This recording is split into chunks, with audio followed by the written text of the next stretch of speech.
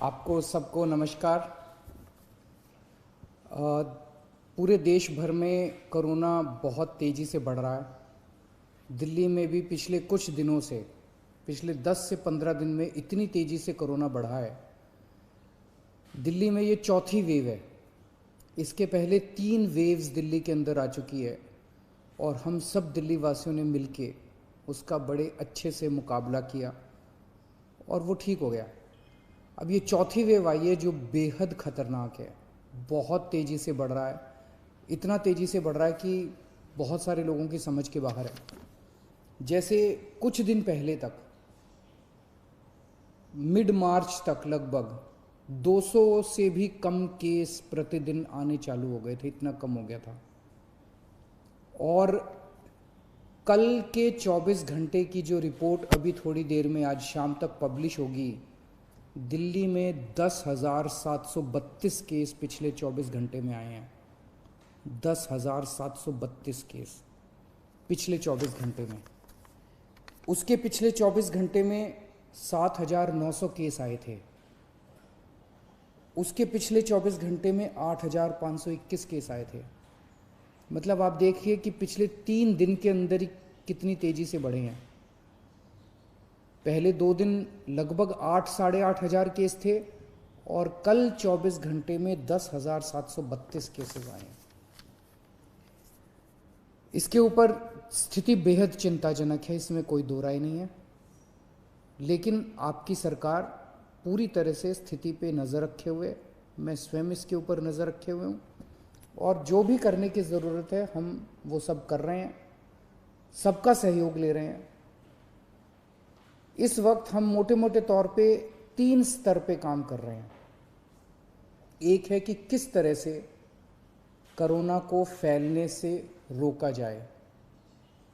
इसमें खास तौर से सरकार अकेले बहुत कुछ नहीं कर पाएगी। दिल्ली वासियों को, आपको सबको इसमें सहयोग देना पड़ेगा। आपने पहले भी बहुत सहयोग दिया, हर बार सहयोग दिया। हर बार जब भी वेव आई, दिल्ली के लोगों ने बढ़ चढ़ के सहयोग दिया, किसी और के लिए नहीं। हमें अपने लिए, अपने स्वास्थ्य के लिए, अपने परिवार के लिए बढ़ चढ़ के कोरोना के सभी प्रोटोकॉल्स फॉलो करने पड़ेंगे। अपनी सेहत अपने हाथ है। अगर हम, अपनी सुरक्षा अपने हाथ है। जो 3 चीज़ें बार बार बोलते हैं, मास्क पहन के रखिए,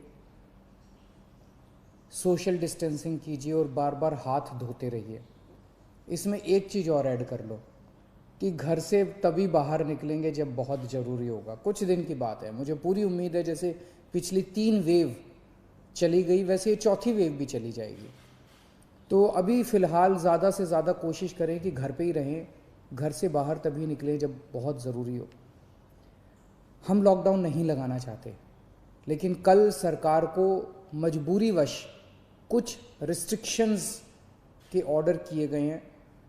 जैसे बसों में अब 50% लोग बैठ सकेंगे, मेट्रो में 50% की ऑक्यूपेंसी हो सकती है, बार्स रेस्टोरेंट्स के अंदर 50% की ऑक्यूपेंसी। इस तरह से कुछ कई सारे रिस्ट्रिक्शंस कल लगाए गए हैं।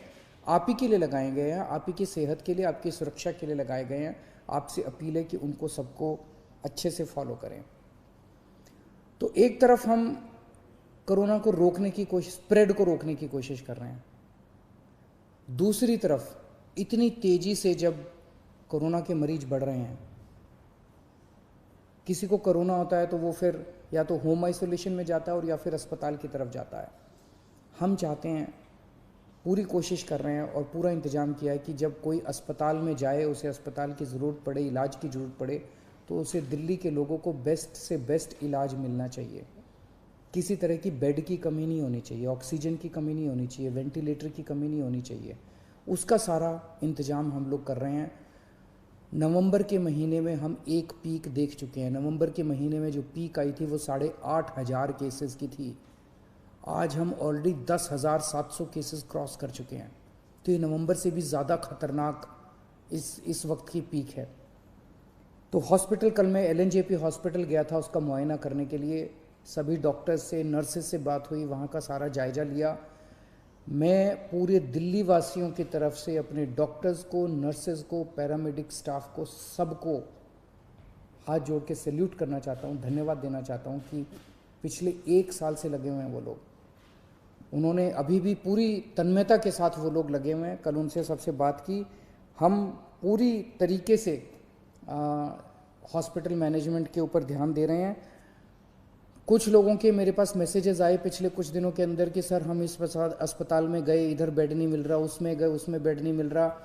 वो ऐप जो हमने हॉस्पिटल बेड्स का जारी किया था कुछ महीने पहले, पिछली जो पहली वेव आई थी जून के महीने में, 6 महीने पहले, वो ऐप आज भी काम कर रहा है।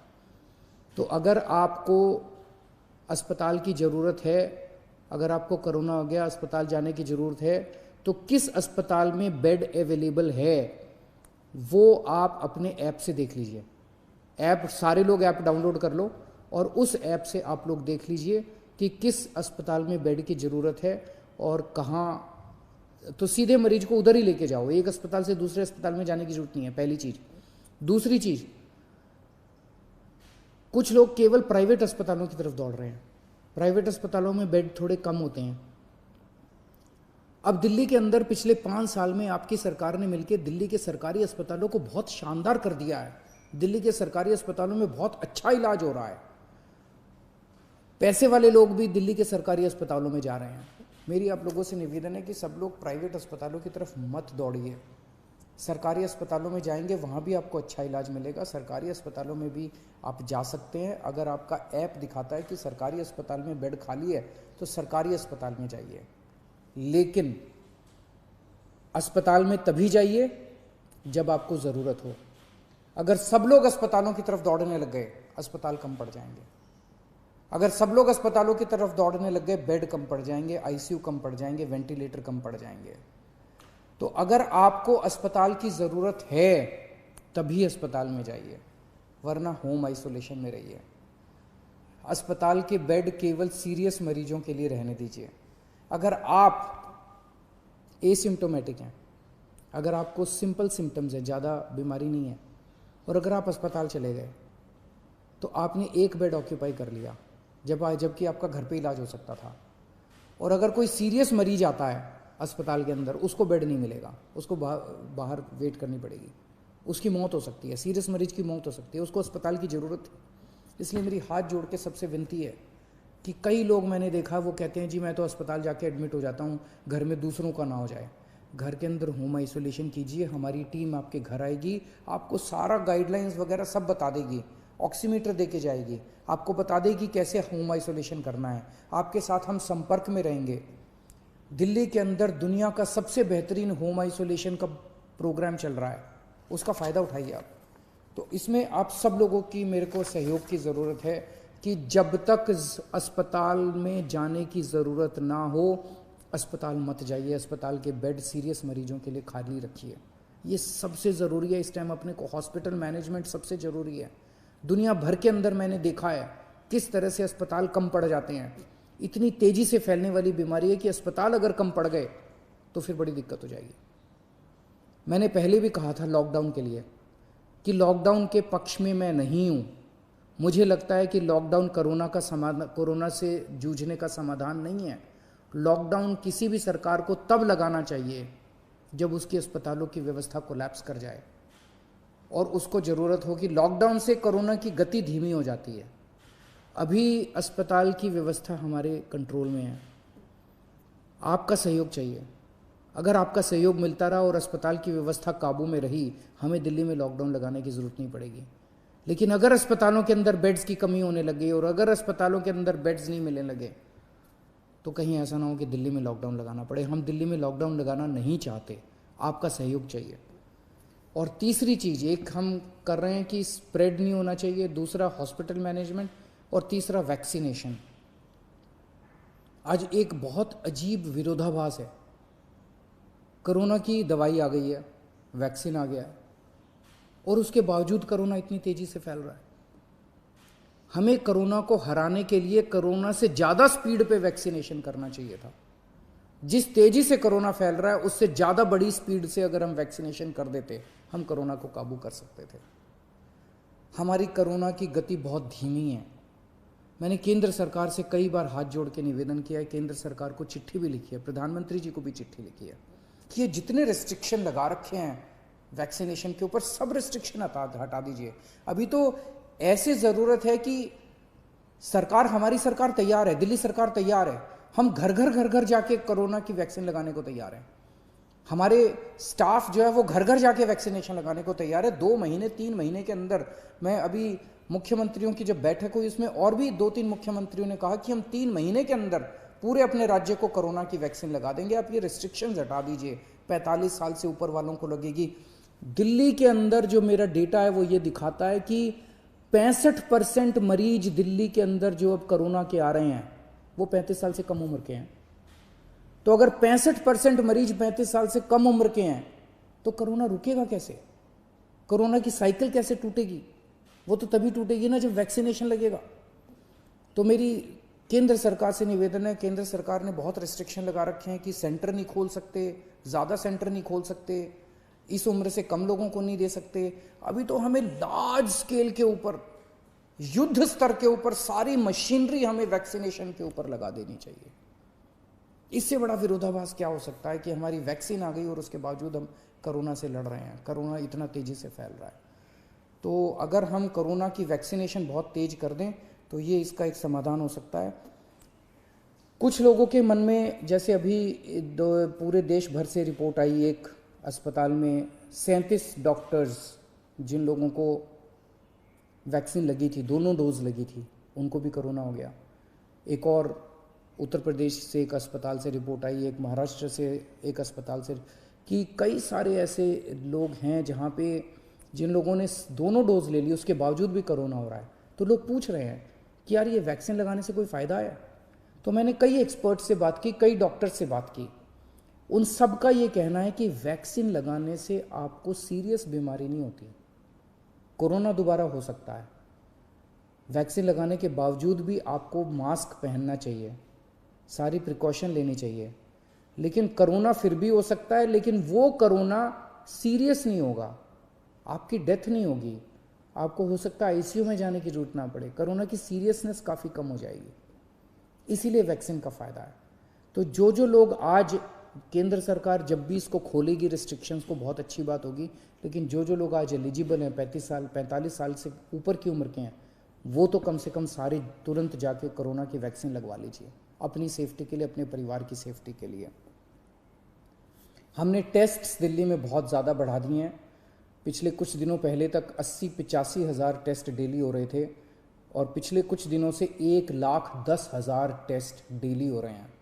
रात दिन पूरा स्टाफ, पूरे ऑफिसर्स काम करने में लगे हुए हैं और आपकी सेहत के लिए जो भी ज़रूरत पड़ेगी हम सभी करेंगे।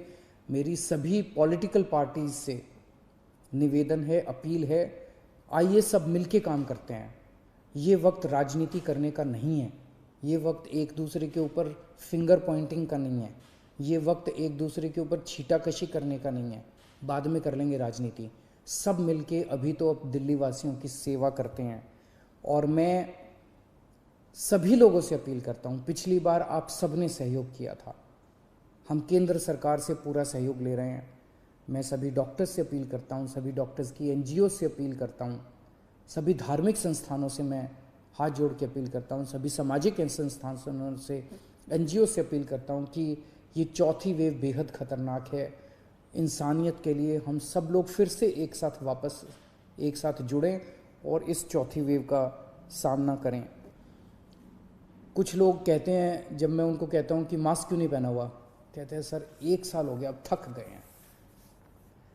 अब ये सोचो, वो डॉक्टर जो 1 साल से और नर्स और जो पैरामेडिक स्टाफ 1 साल से अस्पताल के अंदर रात दिन 24 घंटे आपका इलाज कर रहा है, वो नहीं थका?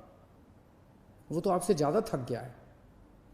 अगर वो 24 घंटे पिछले 1 साल से काम कर सकता है, अपनी ज़िंदगी दांव पे लगा के कर सकता है, तो आप कम से कम मास्क तो पहन ही सकते हैं। और ये थकने से तो आप ही की ज़िंदगी खतरे में पड़ती है। ये थकना अलाउड नहीं है अपने लिए।